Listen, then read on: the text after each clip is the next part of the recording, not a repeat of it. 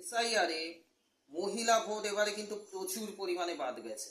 যা ছিল তার থেকে অন্তত 1 থেকে 2% ভোট, মহিলা ভোট কমে গেছে। মানে এখন ধরুন রেশিও, আমার ধারণা, এগুলো জনগণনার ব্যাপার, এগুলো আমি বলতে পারবো না। রেশিও দাঁড়িয়েছে হয়তো 48-52, মানে 48% মহিলা, 52% পুরুষ এ রাজ্যে। তা সত্ত্বেও টুইস্ট, অনেক চ্যানেলের বক্তব্য, চ্যানেলের প্রাজ্ঞ ব্যক্তিদের বক্তব্য, সর্বভারতীয় চ্যানেলই বলবো, তাদের প্রাজ্ঞ ব্যক্তিদের বক্তব্য 2% মহিলা ভোট এক্সট্রা পড়েছে। আমার কাছে খবর 3%, 3% মহিলা ভোট এক্সট্রা পড়ছে এবারে। কিন্তু যদি আমি লোকসভার হিসেবে ধরি, যা বাদ গেছে সেটাকে যদি আমি কাউন্ট করে ধরি, তাহলে মহিলা ভোট কিন্তু পড়েছে এবারে 6% বেশি। 6% বেশি মহিলা ভোট পড়েছে। আর সেটা কাউন্টেবলে আসছে না, কারণ মূলাঙ্ক কমে গেছে, মূল সংখ্যায় কমে গেছে। যেখানে 2% বেশি দেখাচ্ছে, 2 থেকে 3 পড়েছে 5 থেকে 6% বেশি। কোথায় গেছে এই মহিলা ভোট? কোথায়, কিভাবে কাস্ট হবার সম্ভাবনা, সে কিভাবে কাস্ট হবার সম্ভাবনা আছে? কিভাবে মহিলা ভোট আদপেও ম্যানুপুলেট হচ্ছে, নাকি তারা এবারে ঝেঁপে রাস্তায় নেমেছে যে একটা কিছু সিদ্ধান্ত নিতেই হবে? ম্যানুপুলেশনের কথা আমি বলছি কারণ ম্যানুপুলেট হতে পারে। এখন ভারতে ভাতা সিস্টেম চালু হয়েছে, এই ভাতা সিস্টেমের দ্বারা ম্যানুপুলেশন সম্ভব, আমরা রেজাল্টে দেখেছি। সেই কারণে ম্যানুপুলেশনের কথা বললাম। কিন্তু তারা কি আদপেও ম্যানুপুলেট হচ্ছেন, নাকি তারা ঝেঁপে কোনো সিদ্ধান্ত নেবার জন্য রাস্তায় নেমেছে? আজকের আলোচনা এই বিষয়। নমস্কার, আমি অনির্বাণ, আপনারা দেখছেন দেওয়াল লিখন। তো আজকের আলোচনায় আমি শুরুতেই একটু ঢুকে গেছিলাম যে মহিলা ভোট এবারে কতটা প্রাসঙ্গিক হচ্ছে। সো যদি দেখুন 3% থেকে 6% মহিলা ভোট যদি সত্যিকারের বেশি পড়ে, কতটা প্রাসঙ্গিক হচ্ছে আর বলে দেবার অপেক্ষা রাখে কি? কতটা প্রাসঙ্গিক হচ্ছে আর বলে দেবার অপেক্ষা রাখে না মহিলা ভোট এ রাজ্যে। কিন্তু এই ভোট এবারে কি করছে? কার ভাগ্যে শিকে ছিঁড়ে দেবে এই মহিলা ভোট? প্রথমত কার ভাগ্যে শিকে ছিঁড়বে এতে আসার আগেও আমি এবারে বলবো, এই যে 3 থেকে 4% মহিলা ভোট এক্সট্রা পড়ে গেল না নর্মাল এই হিসেবেই, কোনো না কোনো দল যে জিতবে 200 পার করবে, 2/3 মেজরিটি হবেই হবেই হবেই। এবারে যেই জিতুক 200 পার করে জিতবে। কেউ ওই হাং পার্লামেন্ট, পার্লামেন্ট না, ভুল হয়েছে, হাং অ্যাসেম্বলি, কাছাকাছি সিট এইসব হবে না। যখন কোনো একদিকে 4% ভোট একটা অংশের বেশি পড়ে না, তখন সেইখানে কোনো দিন হাং পার্লামেন্ট বা ওই কাছাকাছি সিটের জায়গায় যায় না। বিহারে পড়েছিল 5% মহিলা ভোট বেশি, ঝড় উঠে গেছিল বিজেপি শাসক দলের, বিজেপি ঝড় উঠেছে। ওটা ঝড় না, সুনামি বলা যায়। যা রেজাল্ট করেছিল ওকে সুনামি বলে, সুনামি হয়ে গেছে। এইখানেও কিন্তু তাই হচ্ছে। এবার সেটা কি 1,500-এর ভোট, 1,700-র ভোট, নাকি মোদির প্রতিশ্রুতি মতন 3,000-এর ভোট, সেটা 4 তারিখের আগে বুঝতে পারবো। বিহারে নীতিশ কুমার মহিলাদের 10,000 টাকা করে দেবার প্রতিশ্রুতি দিয়ে এরম বাম্পার রেজাল্ট কিন্তু হয়েছে। কিন্তু আপনারা হয়তো ভুলে গেছেন, অথবা কারুর কারুর মনে আছে, এই রকম একটা প্রতিশ্রুতি কিন্তু রাহুল গান্ধী এবং তেজস্বী যাদবের তরফ থেকেও দেওয়া হয়েছিল মহিলাদের। তো সেক্ষেত্রে রাহুল গান্ধীর প্রতিশ্রুতি কেন মহিলারা মানলেন না? কেন মোদির দেওয়া এবং নীতিশ কুমারের দেওয়া প্রতিশ্রুতি মানলেন?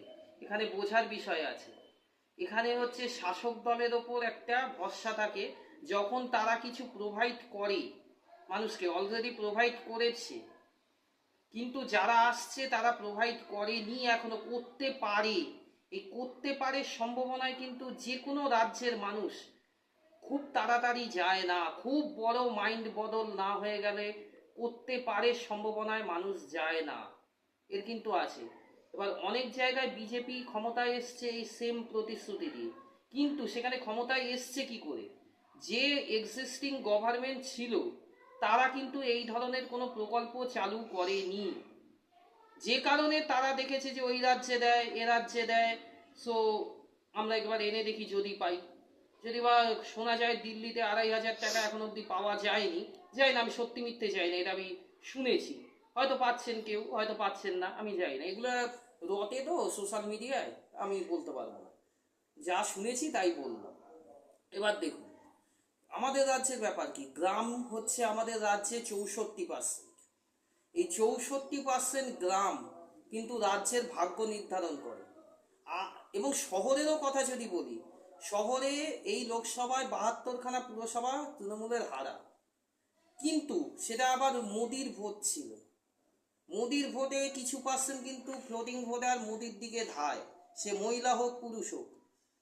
কিন্তু এটা যখন মমতা ভোট, তখন প্রো মমতা আর অ্যান্টি মমতা ভোট যাবে, সেক্ষেত্রে কিন্তু কিছু ফ্লোটিং ভোটার আবার এই দিকে শিফট করার সম্ভাবনা আছে। আজই আমি দেখছিলাম ফেসবুকে বিজেপির একজন বাইরের রাজ্য থেকে একজন প্রচারক এসছেন, তিনি লিফলেট বিলি করছেন, শহরের মহিলা, দেখলেই বোঝা যাচ্ছে শহরের শহরের বুকেই বসা অথবা উপকণ্ঠে বসা মহিলা এরা, তাদের হিন্দিতে কি লিফলেট দিল, তারা বলছে বাংলায় বলুন। তো এবার বলুন, মানুষের মনোভাব বুঝছেন?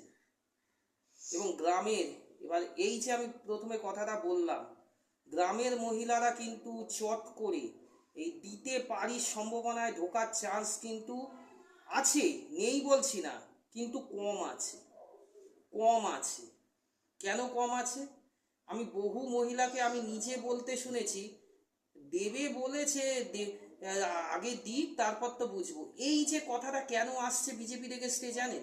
এটাই যদি সিপিএম বলতো বা কংগ্রেস বলতো, সিপিএম বলবে না, সিপিএম অন্যরকম একটা মতাদর্শ নিয়ে চলে, কিন্তু যদি কংগ্রেস বলতো সেক্ষেত্রে তারা কিন্তু হয়তো আরো বেশি কনভিন্স হতো।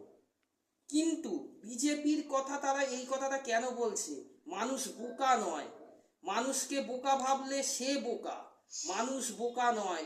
বিজেপি শাসক দল, কেন্দ্রের শাসক দল, ক্ষমতাশালী শাসক দল, তারা যদি বাংলার জন্য এই প্রকল্প চালু করত আলাদা করে কিছু, দেখুন আপনারা বলবেন বিজেপি কেন্দ্রের শাসক দল চালু করলে কি একটা রাজ্যের জন্য করা যায়?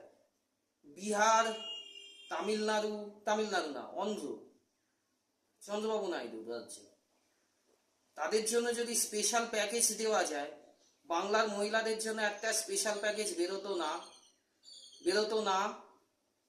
তো কেন মহিলারা বলছেন, গ্রামের মহিলারা এই কথাটা কেন বলছে? অনেক মহিলাকে আমি বলতে, দেখুন আমি সবার সঙ্গে কথা বলিনি, গোটা দক্ষিণবঙ্গের সব মহিলার সঙ্গে কথা বলা ওনার অসম্ভব, কেউ বলতে পেরেছে বলে আজ অব্দি যায়নি। তো আমি যে কজনের কাছ থেকে শুনেছি এই কথা, কিন্তু বহু মানুষের মুখ থেকে শুনেছি, শুনে কথা বলছি। কেন বলছে তারা? এই কারণে বলছে, আগে দিক তারপরে হবে। এই যদি স্টেবিলিটির ভোট এটা হয়, যদি স্টেবিলিটির ইলেকশন এটা হয়, মানে যা পাচ্ছি সেটা অন্তত হাতে থাক, পুরো আম ছালা দুটোই চলে যাবে, তার থেকে যা পাচ্ছি তাই হোক, তাহলে কিন্তু ওই যে অভিষেক বলেছে 240+ সম্ভব হলেও হতে পারে। কিন্তু যদি এটা আর্জিকরের ইলেকশন হয়, যদি 3,000-এর বিশ্বাস করেন মহিলারা, ম্যাক্সিমাম, যারা বলছেন তাদের বাইরেও তো বৃহৎ বৃহৎ অংশের মহিলার অংশ রয়েছে, তারা যদি বিশ্বাস করেন, তাহলে কিন্তু বিজেপি 200+ করবে।